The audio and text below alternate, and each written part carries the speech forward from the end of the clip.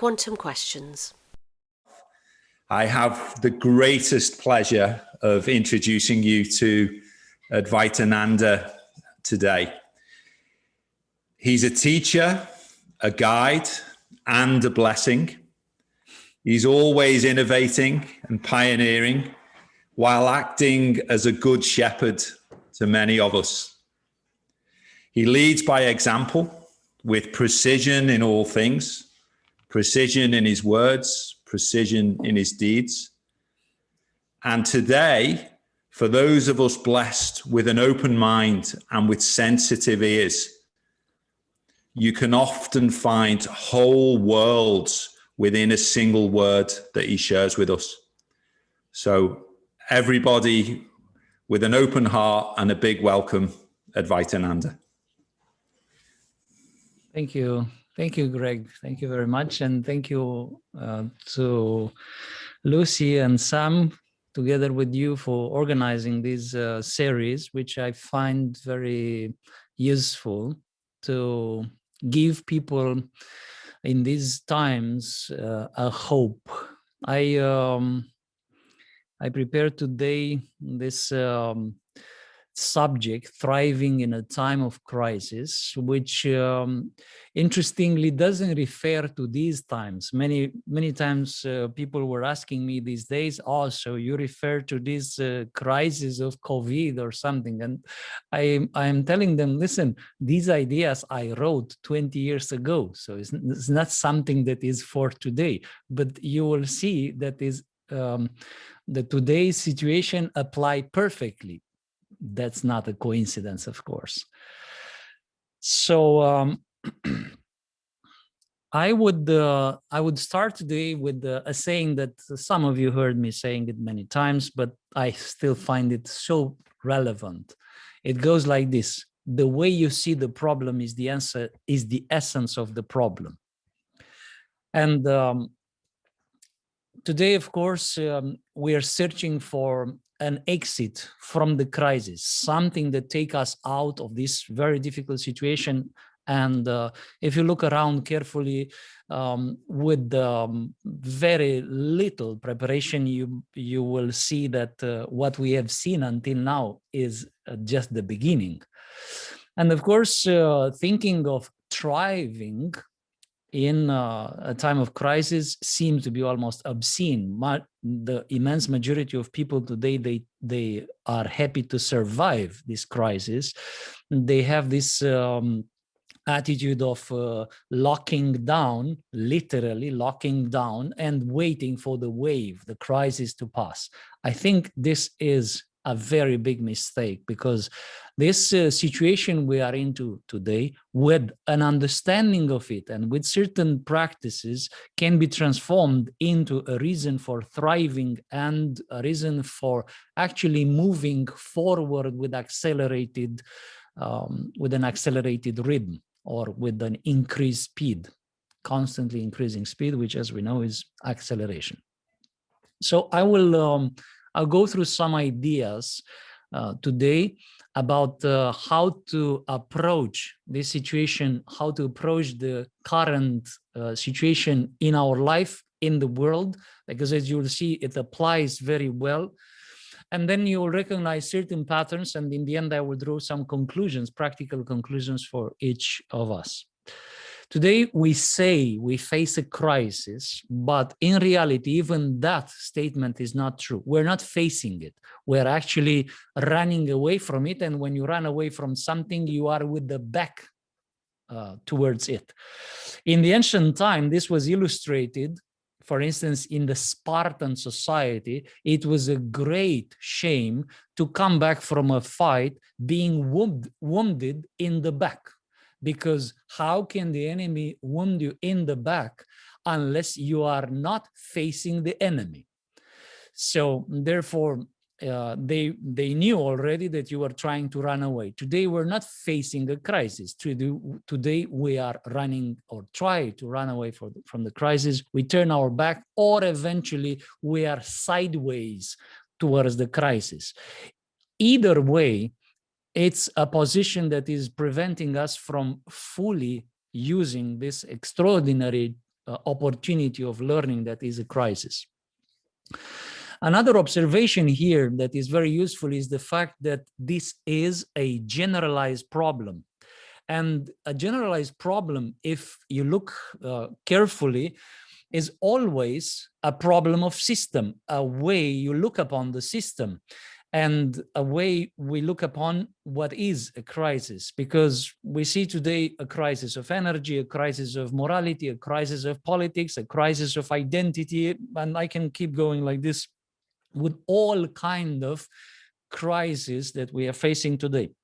And of course, if you step back a little bit and try to look the crisis in the eye, you'll realize this is in fact something generalized inside of our being. In order to thrive in times of such a generalized problem, the first step is to look into it carefully, lucidly, and for that you need some skills as well. On the other hand, a crisis is a transformation that cannot be delayed anymore. It's an unavoidable lesson. And of course, you would say, wait a second, this is generated by a virus. So what is this having to do with me? Actually, a lot has to do with each of us, because in reality, we interpret, we react to different exterior situations, and that is in fact what is affecting us. I can tell you something very interesting. In the last 25 years, I was constantly in a kind of permanent run from one lecture, for one conference to another, from one place to another. I didn't have 3 nights spending in the same bed, as my wife Adina was putting it. It's like we are globetrotters. We go so much. And very often I was silently praying, hoping this to stop a little bit. And then it stopped, miraculously stopped. And I spent months in one place, enjoying, crystallizing different practices, different thoughts that I have, finishing, writing certain things. So actually, this was an amazing opportunity. But of course, it was like that because I looked upon it from that perspective. I didn't run in the house like a tiger in the cage trying to escape. Actually, I was blessed by the fact that I don't need to go out. And actually, I was even praised for not going out. So what I'm saying is this, that somehow the crisis is in a way arriving in our life as a lesson that is becoming unavoidable. That is a lesson that we can't delay anymore, because in a way, we ran out of avoiding options. This is the reason why it's very important to, as a practical element, to look not in the generalized crisis that we see outside. Look inside. What is your problem there? What is your crisis there? Are you scared of your financial security? Maybe you need to define or redefine what is security in your life. Are you scared of what the society does? Maybe it's time to look into what you expect from society. Are you scared of your health? Maybe it's time to look into immunity. And what does it mean, immunity? Because I can tell you as a fact that you can trigger self-healing and immunity powers that are way beyond even what we imagine today possible. And in this way, you can improve your defense so much that you cannot be infected in any other ways, irrespective to vaccine or not, to traveling or not, and so on. So all these elements, they represent opportunities to reconsider certain aspects of our life. And each of us react to the general situation of crisis in a specific way that is teaching us or indicate us what we need to learn in this situation. And that's the one, not the only, but one of the very important steps in preparing to thrive in times of a crisis.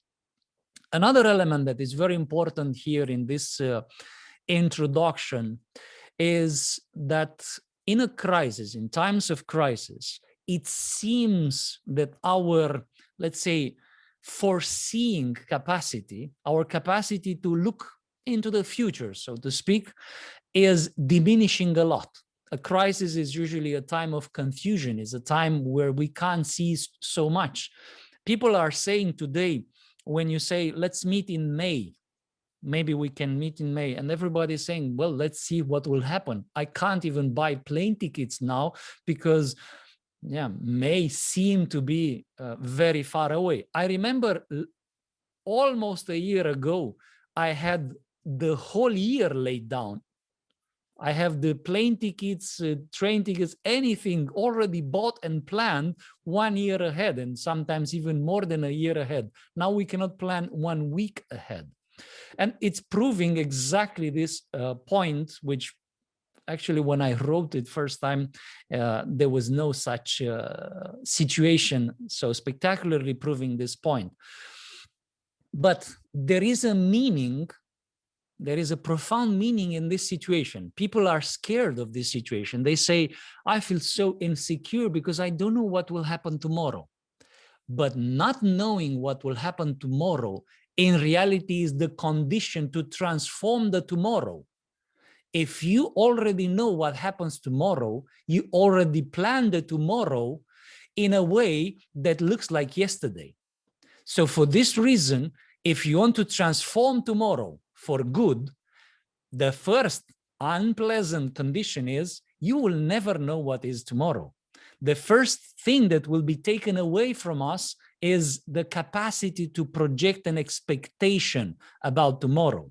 Once we don't project something upon tomorrow, we're free to transform it in ways that actually we might even know, but we don't succeed.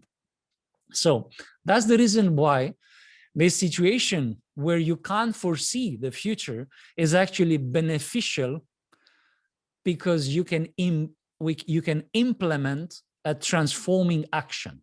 You can start new ways of seeing yourself. You can learn new capacities, new skills in the time when there is no foreseeable future. Perhaps you get out of a crisis having a totally different option as a job. And that is very good, because then you realize, actually, I was not very happy with what I did before. Now you have a chance. But if you continuously project your expectations, expectations which are built from your traumas and your good experiences or bad experiences, definitely limiting experiences from the past to the future, you will never get out of this loop. That's why in a crisis, which is a time of transformation, one of the things that is taken away from us in order to give us a chance to transform is the capacity to see in the future. Not only to see in the future, but to program the future according to our fears, our pre-imprinted expectations, and so on. Therefore, in times of the crisis, it's very important to invest all your resources in updating your being. Update your being, not your status.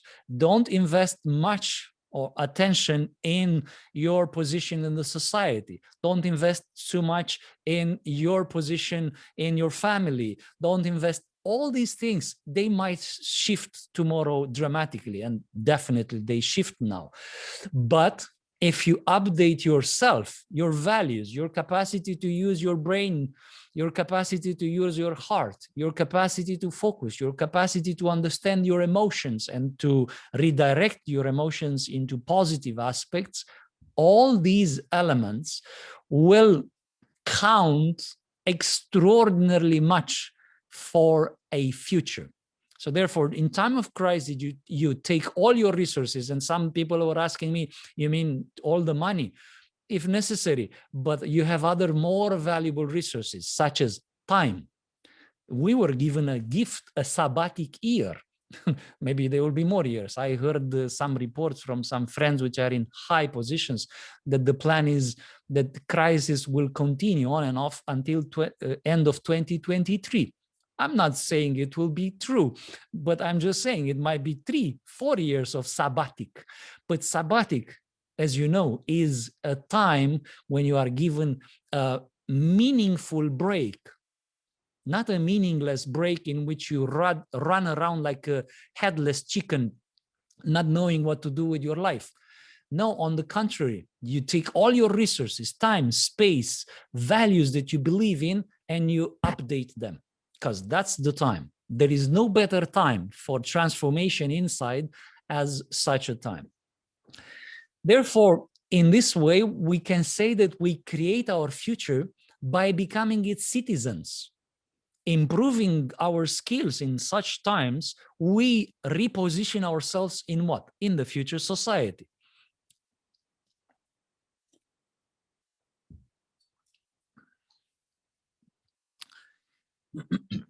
Therefore, what we can learn now is very well reflected in how we react to what the society is doing today. It is true, there is a troubled society morally. There is lots of, now we redefine terms, we redefine concepts. Many of this redefinition of concepts and terms are absolutely ridiculous in certain ways. But honestly, in the last decades, we almost lost the capacity to speak. We almost lost the capacity to intelligently build all kinds of concepts. So for this reason, now pushing the things to absurd, to ridiculousness, we start to react, we start to wake up. That's very good. But instead of trying to blame the neighbor for having a different opinion than us, we should look inside. It's time now to realize, why am I disturbed by the different opinion of my neighbor? Instead of being triggered and running after the one who triggered you, you should look for the trigger inside and eliminate that. That will be a very responsible citizen action in the world. Because once you are free of triggers, then you can even help others to be free of triggers, and that result into this, let's say, future society of which you now belong. Within a crisis, therefore, it seems, and many people are complaining about that, not only there is no foreseeable future, but it's also, it seems like we ran out of control. We ran out of possibility to control our own options. Again, it's a deep meaning of that. You see, our controls are designed in such a way to maintain our limitations. Our control towards our life, our options in our life, they tend to maintain our status quo with good things, no doubt, but also with the flaws. And when you try to address a certain flaw, you cannot compartmentalize. And that is one of the fundamental mistakes that we have embedded in our education today, unfortunately, exaggeratedly, this idea of compartmentalizing life, like becoming professional. Don't carry the professional life home, don't carry the home life into your profession, which is wrong. Is building a schizoid consciousness, a schizoid personality, which is weak. In reality, the strength inside of us comes from a balanced and unified consciousness. But of course, that kind of balance can be obtained through certain practices. It doesn't come by itself. And that is where, again, this time is invaluable from this perspective, because it gives you the chance to prepare the tools so that you can have that unified attitude, unified consciousness. Now, of course, we need to reconsider our position and the forces that animate inner processes, because in this way, in times like this, we are becoming challenged by different aspects of our society. And in a certain way, the reaction that we have is the problem that we should, as I mentioned also before, that we should be more concerned. Now, of course, this kind of transforming our reaction, like, for instance, learning the power of forgiveness, learning to have discernment in order to discern between certain attitudes and our reactions, learning to know ourselves emotionally, especially, so that we don't overinflate, overreact. On the contrary, that we can be a factor of rebalancing, that we have the power to look into alternative opinions instead of comfortably, mediocrely embracing one opinion which conveniently give us a certain kind of relative peace. So all these are, let's say, all these skills are the result of a certain attitude shift that is based on skills that we gain.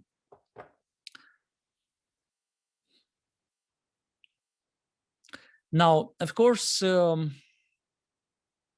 all this leads to a kind of a conclusion. A crisis is an urgent call for a real transformation. Solving the crisis is possible only by eliminating its fundamental cause, which is a certain form of chronic ignorance. Certain things we have ignored for a very long time, now they are coming at the surface. You see, many years ago, I started to say, many, relatively to human life, yes. I started to say that the illiteracy in terms of history, in terms of geography, in terms of science that we face today will lead to an explosion of all kinds of ideologies today. And this is what we see. We see people trying to cancel history, trying to cancel mathematics, trying to cancel literature for reasons that are totally, according to dictionary definition, imbecilic. Now, of course, that kind of rhetoric that you see today is the result of some chronic ignorance that we cultivated before. Before, we didn't care. Now, even though we repeat history, literally, I don't have now time to say that, but I invite you to listen to a podcast that I started to broadcast recently, and you will see there. Actually, the last episode was exactly about crisis, so you can listen to more ideas about this and different angles. But there are also other elements from this, and you will see testimonies from these times when we repeat history. The point is that chronic ignorance generates our crisis today.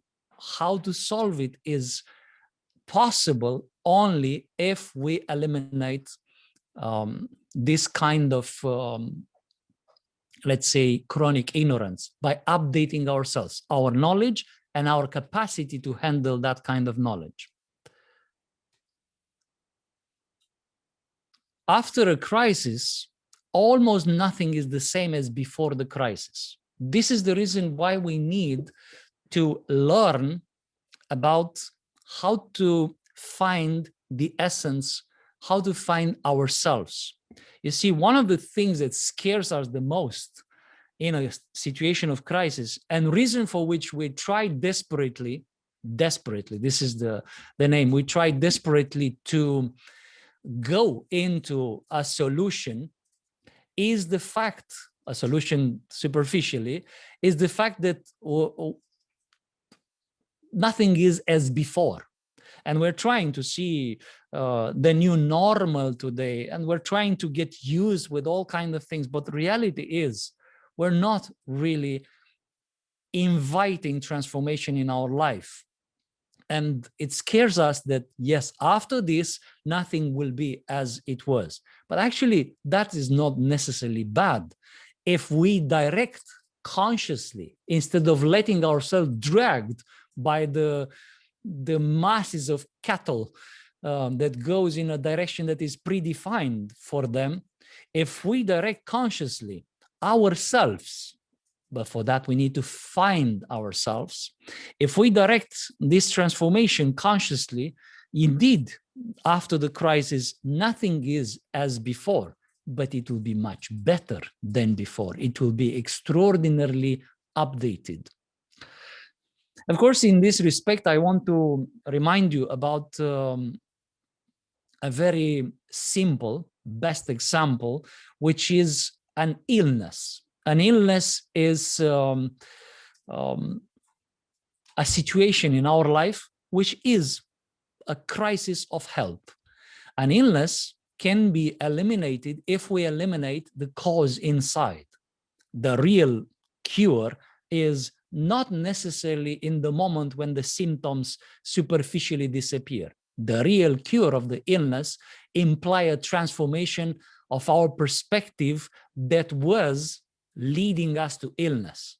That is when we can say, I'm cured.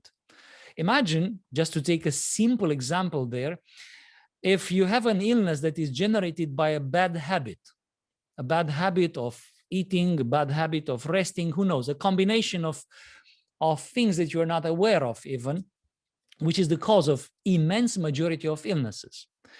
And then, of course, you go to doctor and they give you some pills and they eliminate the symptoms. But if you still have the same bad habits, soon you will go back with the same illness. And actually, the quantity of pills that you have to take every time is increasing. It's good for business, good for big pharma, as they call it today. And that's why they don't want to change anything in that direction, because it's a good pattern for them. You become more and more a loyal customer. But I don't think it's good to be a loyal customer for doctors and big pharma. I don't think you can be proud. Look at me. I'm such a loyal customer of big pharma. I eat more and more pills. It's not a good citizenship sign that you are a good customer for hospitals. And in this respect, of course, the cure is to understand where was the cause of the problem, which are the bad habits. And as you know, habits are very tricky. But with the right amount of awareness and efforts, you can eliminate the bad habit that was leading you to the disease, to the illness. And once you eliminate that, interestingly, the disease itself is eliminated. So that is very important to understand in this situation. Exactly in the same way, any crisis will act upon us.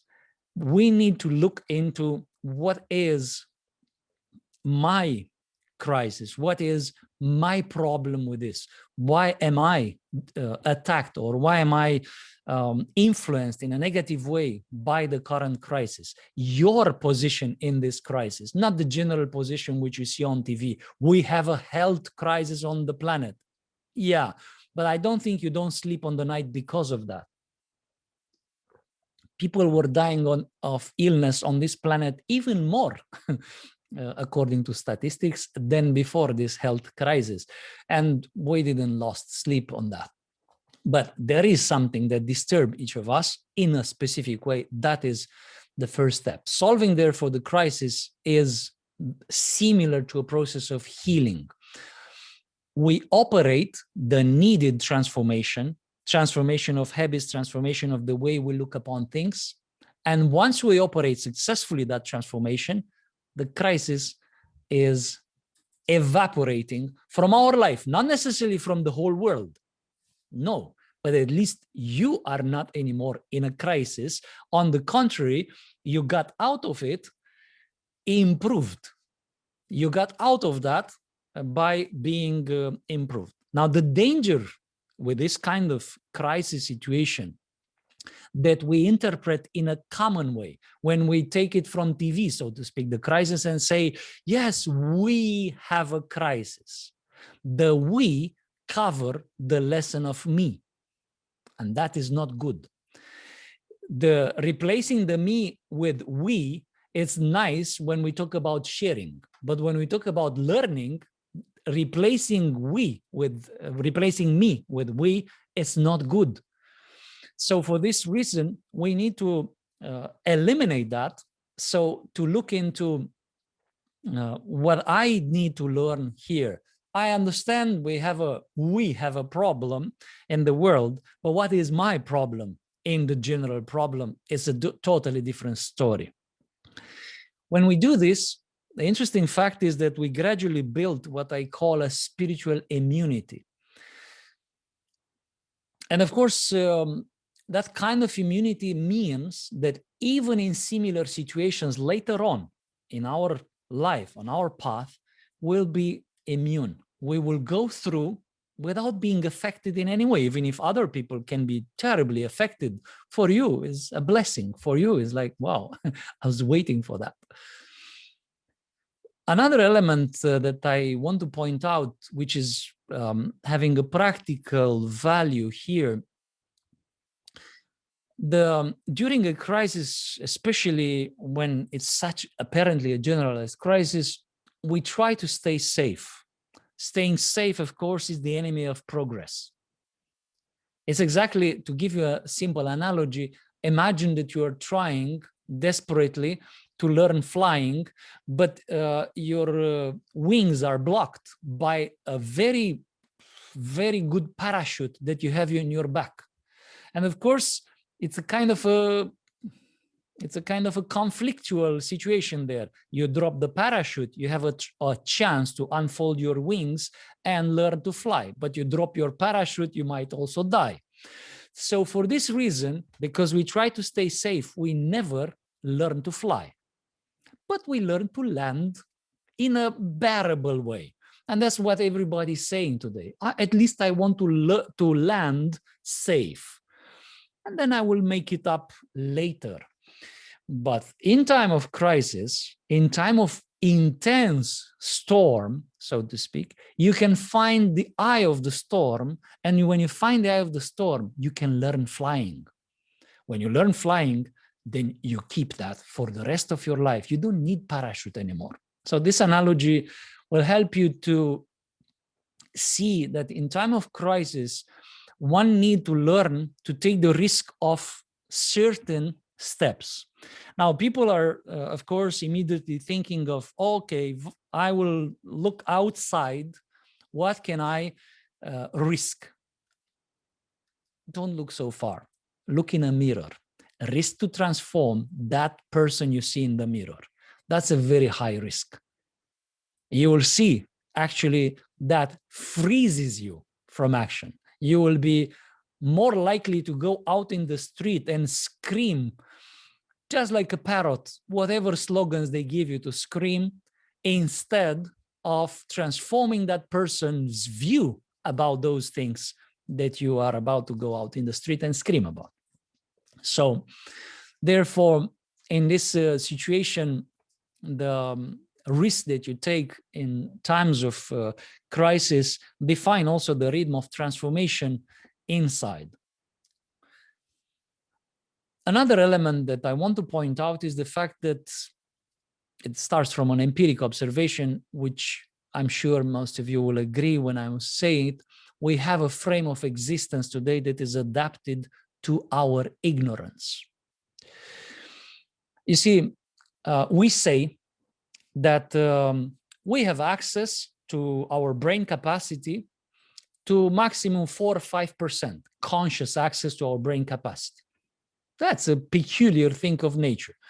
Even today, we're still wondering, why did we grow such big head to carry all these kilos of brain since we use 4% of it? You know how much is 4% of our brain?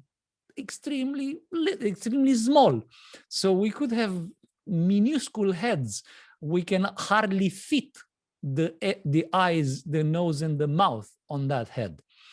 And yet, it seems like it's not so useful, at least in our view, adapted to ignorance. Reality proves, reality, I'm talking here, science, not pseudoscience, which goes as science today. Reality shows that we can have access to much more of our brain capacity. We actually are designed for operating this amazing tool that is our body to extraordinary performance. It is true that in order to access this fabulous capacity, it implies a certain sequence of exercises, perseverance. It implies to grow certain qualities. But of course, the view is limited to our ignorance. With other words, normal people, and then the definition of normal is people who don't care, don't want to bother. That's normal. Normal people have access to 4%. I personally did experiments in which we proved access to more than 30%, 40%, up to 90% of the brain capacity. And you would be shocked to see what are the experiences you can have when you improve even to double the access to your brain capacity in terms of lucidity, in terms of happiness, in terms of clarity, in terms of decision, in terms of power of action, and so on. So what I'm saying here is the fact that we do have a kind of accepted ignorance. We look upon things already designed for normality, meaning under mediocrity, presuming that there is no transformation. On the other hand, studies about our structure, even our physiology, not to mention our psychomental structure, are proving, without any doubt, that we are designed. Don't ask by who, ask yourself, who designed us like that? We are designed for continuous expansion of our life experiences. With other words, we are the happiest, we function the best when we expand our experiences. What does it mean? Improvement, because it's another element that was discovered recently. It was known in ancient time, it was known as the principle of consciousness, validated today by modern research, which is showing that the moment we expand, learning a new language, learning to walk, learning to run, learning a new skill, and so on, all these things are harmonizing our system. They make us healthier, more optimized in terms of starting from hormonal balance to all the other aspects of happiness and balance and health in our life. In other words, we are designed to grow. The moment we cease learning, the moment we cease evolving, we start to lose meaning of life, and therefore we enter what? A crisis that is meant to put us back on track of this constant evolving and learning. So this is a fact. I mean, we can also ignore it, and therefore crisis will try to remind us. Some people are very, very successfully ignoring that after a certain time. Therefore, they stop learning. They learn very little. And because of that, we even talk today about what is called the post-schooling syndrome. And the post-schooling syndrome is showing that people drop in the rhythm of learning immediately after schooling dramatically. I know many of us are still having the impression, I keep learning, but quantitatively, we learn very little compared with the first years of our life. Now, there is a clear correspondence between the happiness of the childhood and the rhythm of learning. There is a direct connection. We drop the learning process, the learning curve, and in the same time, we become some sorrow citizens who are always disgruntled by their own life. And of course, for exterior conditions. Now, what I'm saying here is that this post-schooling syndrome is generalized today and can be removed by what? By starting or restarting to grow inside. Because some people say, well, what do you mean? You will keep growing your body, your bones, your flesh? Not necessarily, even though some parts, honestly, you might want to grow a little more. To give you a hint, think the men, and men know what I'm talking about. Also women, know what I'm talking about. And so sometimes you need to grow some things, or sometimes you can reduce certain things. But reshaping yourself also inside the inner landscape, there is, we are like the discoverers of a new world that we explore 0.5% of it. All the rest is virgin. We have no idea what's going on there. So therefore, there is a lot to do. There is a lot to do in a lockdown. Therefore, you know yourself when you resume the growth in the time of crisis. And in this way, the outer crisis becomes the means of inner learning. The first step is to start to know yourself. To know yourself, you can even practice the self-inquiry, the who am I self-inquiry. Maybe you heard about it. If you didn't, your wonderful hosts today are organizing this Who Am I series, which are very beautiful, and I strongly recommend as a getting started. Know yourself. Focus on your own being, but this is not an egoistic act of becoming obsessed with me all the time, but simply to silently start to know yourself and grow yourself. And on the other hand, improve your abilities. Through practice, you can improve your capacity, starting from capacity to focus your attention at will, capacity to redirect your emotions into something that you aspire, and so on. There are lots of things that you can learn about yourself and start to improve the way you are using this amazing tool, which is yourself, this body and all its systems, which it comes in already with it.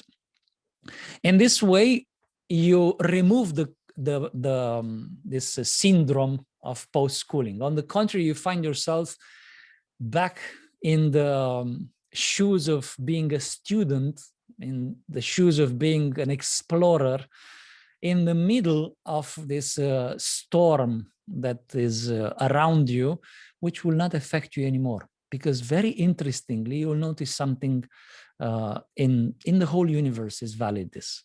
When you are busy learning, the whole universe helps and protects. Schools are universally protected. If a child sits there reading or studying something, the adults feel to make silence. Let him study. It's almost like a sacred duty. Remember that. You resume learning, the universe will make a bubble of good vibrations around you, because now you are a good child, you are learning. When you start to run like a goat, like a crazy goat around, oops, you hit some walls. Today's crisis, therefore, we can say it's a cry of being saved from our own mediocrity. This is the reason why one thing that it has to come into our attention is what I call today crisis mentality. It's actually the topic of this episode, which we just published last week of the podcast, crisis mentality. And I will not develop it here, but listen there, it's 45 minutes of dense observations about this crisis mentality. We create, in short, we create a kind of need for crisis because this is keeping us busy. We become drama queens and kings today in an unprecedented scales. We have today countries that are drama queens. They are always in the middle of a crisis. They are always threatened by enemies. They are always, and I don't give names because they will feel obliged to respond. But anyway, you see that as a objective observer around. I'm sure you can give examples of that. We have a crisis mentality from our own life where we exaggerate a lot of things to public life and to even generalized crisis today, we have a crisis mentality because we have an explosion mentality. We don't know how to evolve, but only by exploding something, it creates an expansion, it creates a force of expansion. We harvest that force, and then again it's a contraction, and then again an explosion. That's the engines we have in every car today. It's called explosion engine. All technology, the economy today is based on explosion, contraction, as you can see, crisis mentality. But also we have it at psychomental level in the same way. It's a category in our consciousness today that comes to the surface, and we need to learn to deal with it. We need to eliminate the crisis mentality from our life, because otherwise we are hiding behind this justification. Don't you see? I'm in a crisis here. Well, actually, you're exaggerating. It's not that big of a crisis. It's actually solvable, easy. It's a lesson you need to learn, but you refuse. And just like a spoiled child, you bang your feet on the ground and you say, I don't want this, I don't want this.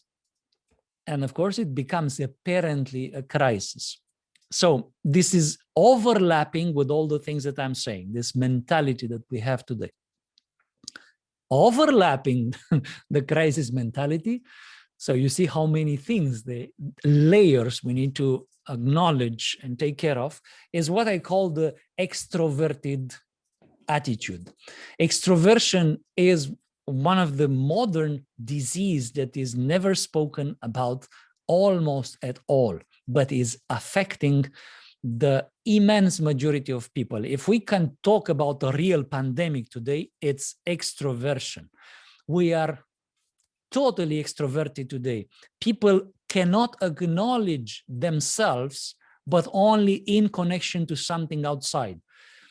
If you tell to a person, your neighbors think you are unhappy, people believe that, and they say, oh, really, I am unhappy? Because the neighbors say that, the media say that. That's it. Of course you are unhappy. They say that. Even if you inside, you have no reason, you are actually happy. Even though this example might sound ridiculous, it is the situation of the immense majority of us today. It's a modern disease, and it cannot be solved, but only by learning to consciously, systematically, repeatedly bringing the attention inward. That is the essence of any, what is called today, spiritual practice. You practice yoga, that's how you practice yoga correctly, by acknowledging what happens inside of you. If you practice meditation, acknowledging what is the process that happens in your consciousness. Any form of practice correctly done should bring your attention, should bring your awareness from outside, from being totally crucified on the sensorial perceptions, and bring it inside. Now, when we do that, of course, we start to find about ourselves. We find the core of our existence, a very important starting point of transformation, real transformation, thus real rhythm of learning, thus eliminating any crisis before it starts. Another element that I want to point out here before the conclusion, one of the big obstacles that we're facing today, is the illusion of an unconscious safetyness. We have this illusion that we can solve the problems while we are asleep eventually. We hope that somebody will come, eventually some government or something, that will come and solve our problems while we are asleep. That's why we developed anesthetics. You know, before, in ancient China, they knew anesthetics. They knew these substances, natural substances that can numb the effect of a certain intervention on people. But they didn't use it because they realized if of course, in some extremes, they might be useful, but I'm just saying generally, if you're not aware of the pain you caused to yourself because you are not attentive, because you are not intelligent enough or whatever. If you're not aware of the pain, you'll do the same. So for this reason, they were eliminating, in most of the cases when it's possible, the anesthetic. With other words, feel the consequence of what you did. Yeah. Now we try desperately unconscious safetiness. Take care of my problem. Wake me up when the problem is solved. The hope for unconscious safetiness is the reason why we extrovert power today. This is the reason why people are given exaggerated much power. And as you know, power corrupts a weak character. And that's why we end up constantly, no matter how we try to shape this society, the human society, we end up with corrupt leaders, because corrupt leaders are not a special category. They are not having some special gene or something. They are just normal people given more power they can handle. That's a corrupt leadership. And how do we obtain that? By exaggerately exteriorizing power in the hope that you can solve my problem. There is no such thing that somebody else can solve your problem. So that's why together with the extroverted attention, it comes this hope for an unconscious safetiness. This is the reason why today we implement very little of our understandings.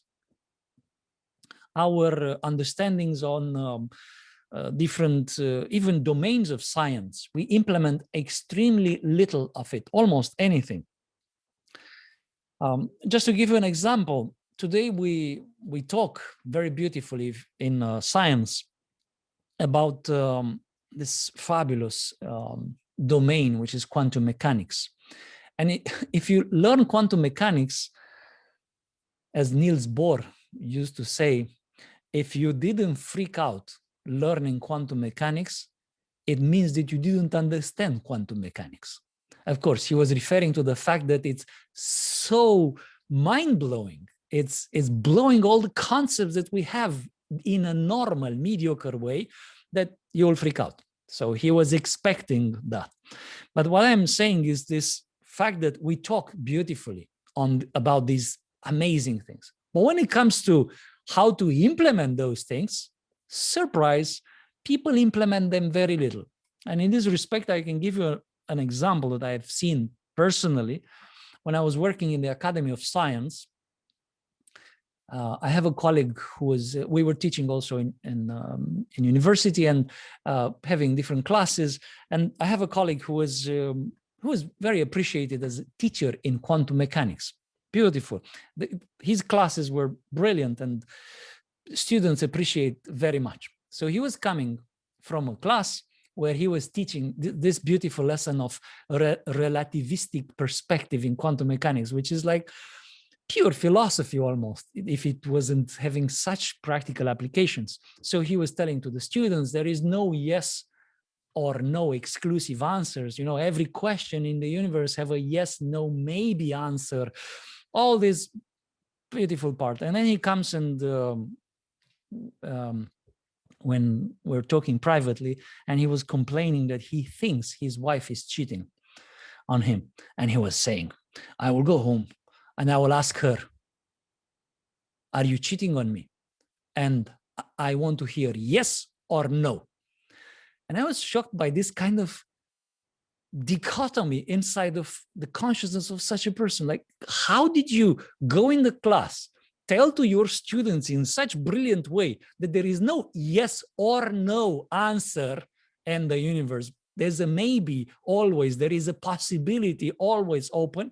Then you go home and you prove totally Newtonian in your approach of life, saying, yeah, I'm an ignorant, I don't care of what I teach my students. And in your daily life, you implement zero of that kind of conceptualization. It's something to think about. Therefore, reaching to this level, what I would say is that in time of crisis, to thrive in time of crisis, we need to invest in our personal upgrade.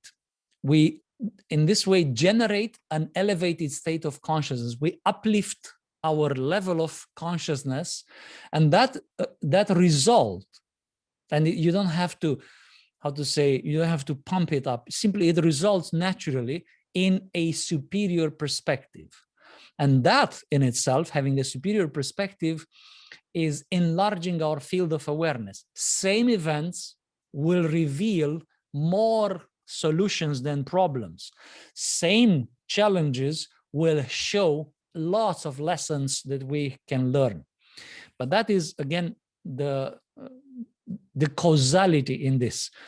First, we upgrade ourselves, and upgrading ourselves, we generate a higher level of consciousness, superior perspective, enlarged field of awareness, thus solutions. Very often, we try to go directly to solutions, normally exterior administrative solutions, trying by exterior actions to solve inner problems. And it proves time and again, generation after generation, that it doesn't work. What's the message in that? Well, maybe you should approach differently. Of course, that implies that we need to fix in this situation our relationship with transformation. Relationship with transformation in itself is an issue today. We're not really friends with transformation. We actually hate transformation. We say, well, let's go transformation. But we hope when we say that we will eventually operate a small part of our being and all the rest stays the same. But you know, it's not possible. If you want to become that beautiful soul that is generous, your generosity will show not only when you deal with certain friends. Your generosity will show when you are in the office. Your generosity will show when you help people which you didn't want to help initially, and you find yourself helping those people because you are generous. So what I'm saying, true transformation cannot be stopped to just one level, cannot be isolated. Transformation is integral, is actually part of an integral view upon life, or what is unjustly, in my opinion, called today a holistic view. Many people use this expression, holistic view, but there's nothing holistic in their approach on that, because they still try to isolate different processes to limit transformation to a certain system. Once you look upon things from that perspective, you'll start to see the need for increased awareness about yourself, know thyself, and a state of courage. So awareness about yourself and courage are extremely important. Courage, because what you discover when you turn the lights of awareness on, when you start to look inside of you, to your needs, to your aspirations, and so on, you need courage, because otherwise you open the door towards inside, you see what is there, and you slam the door and run. Run where? Outside in the world. Try to change the world better than to transform yourself. In this situation, the approach is to find your deep aspirations regarding your own being. For instance, what you aspire to become, what are the aspirations in terms of qualities, not to become this rich or this powerful or this handsome and so on. Qualities, achievements inside of your being. I have to say, very often I surprise sometimes people when they come to ask me all kinds of advices, practical advices. Everybody wants some practical advices. Nobody wants some general advice. They all want to give me some practical points there. And then when you ask, okay, just in order to help me to give you an advice, tell me what your aspirations are. And they start to list all kinds of things around themselves. So, like, listen, forget about what is around you, about yourself. What do you aspire deep inside? Illiteracy, blank, most of the time, almost not knowing anything. Well, start to look into that. It's a very important process. Then we find methods that lead us there. So we know what we aspire to, and that's an interesting process in itself. And then we find methods that lead us there. And of course, next step, we start to apply. This process should be also doubled by what I call awareness of the blockages. Become aware of what prevents you from within to achieve your goals. Like, for instance, some people say, yeah, well, I would like that, I aspire towards that, but I don't think I have enough willpower to get there. Good, put it on your list. Willpower, I need more willpower. There are exercises for that. Or I think I am afraid, put courage. It's the best defeat to fear, and so on. And in this way, you map the inside of all kinds of blockages that prevent you. You might have a low esteem. You might have a low esteem masked in a superiority complex. You're very arrogant and you know everything. And that is a blockage that many people display today because the social media, the excessive use of social media is creating this reverse of inferiority complex, which majority of people unfortunately have today on the background of their consciousness. And the social media is making a mirroring of that into superiority complex. Now everybody thinks they know, they matter, they are super important. And of course, the truth is somewhere in between inferiority complex and superiority complex is you trying to exist, trying to make sense of these two extremes. So all these elements are a part of this process of increasing the awareness of what keeps you. Then, of course, part of this process is to learn to assume responsibility for your part on all these, let's say, blockages or lack of achievements that you have in your life. You say, I want to go there. What keeps you? Well, I didn't have enough opportunities. I'm underprivileged, by the way. I hear that a lot today. I'm underprivileged. For your information, this narrative of underprivileged categories of citizens is not new. It's ancient. They were talking about underprivileged citizens in the ancient time, in the ancient Rome. They were talking in the medieval time. They were talking in the communist time. They were talking in the Nazi time. And they're talking now about underprivileged different categories of citizens. There are no such things. You know, you do your own future by your own options. And of course, you can improve certain things for your citizens around, but you can improve the way you look upon yourself, and then you will never underprivilege anyone around you. So this assuming responsibility for your underprivilege, so to speak, assuming responsibility for what is happening to you is an enormously big, a quantum leap in evolution. Today, we blame too much the things that matter too little. And we almost ignore the things that matter massively. Remember about this. Restore the proportion by assuming responsibility. Why didn't I achieve that? Because actually my contribution to that achievement is also lame. Then, of course, transform your findings in this process about your own being into actions, into a transformative process.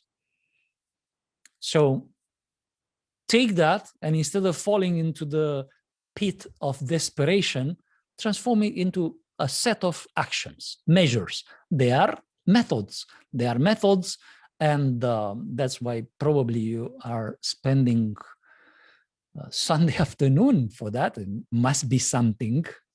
I used to joke with people who were attending this kind of lectures Sunday afternoon, when it was real lectures, not virtual. I used to tell them, probably some of you are here because it's raining outside, or who knows what kind of reasons. Now you cannot even say that because, yeah, you are sitting home.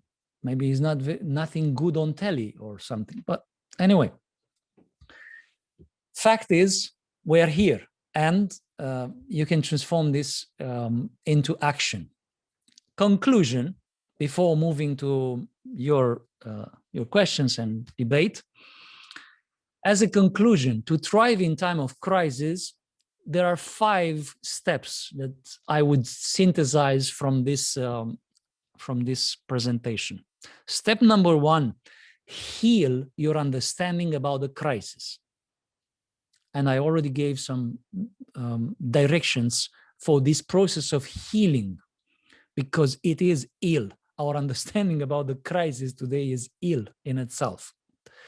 Second step that can go simultaneous: embrace transformation inside, the transformation that affects you, not the transformation that you want to see in the world. So embrace transformation inside as a normal part of life. Transformation should be the new normal, if you want. If you everyday transform, look around, look into your life back, let's say the last 3 months. What did you learn for real inside of you? New skills, new approaches. A child have a lot to say. Come back to that state. It's possible. Personally, I have a constantly updating list of things that I'm updating and learning into myself. Not things like I'm learning a new language. Yeah, sometimes I do, but that's minimum. I'm learning new perspectives. I'm learning new secrets of matter and consciousness. I'm learning science of all kind, arts, all kind of things that are transforming my perspective. So be in that flow. Third step, find your way to transform and evolve. There are ways to transform and evolve that let's say are specific to each of us. Some of us would learn a lot from a meditative practice. Some of us will learn a lot from practicing lovemaking and ecstatic relationships. Some of us will learn very much from emotional education and so on. There are lots of ways, but there are ways that are they're appealing to us. Find your way. The fourth step, apply practically these methods until you get results. One of the causes I see in the people who start these things, in the students that I've been instructing and guiding in all these years I was teaching in the school that we have all these practicalities, one of the main causes for people not achieving something is because they quit before any chance for results.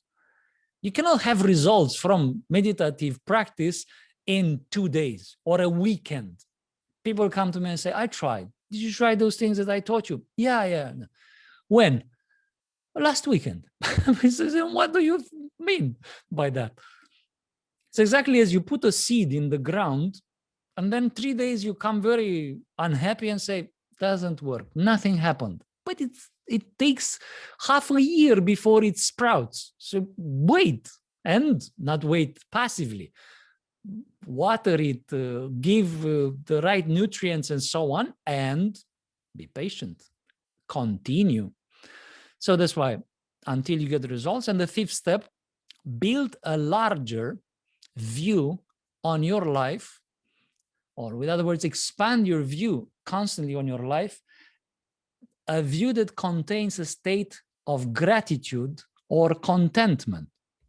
With other words, be grateful for what you get.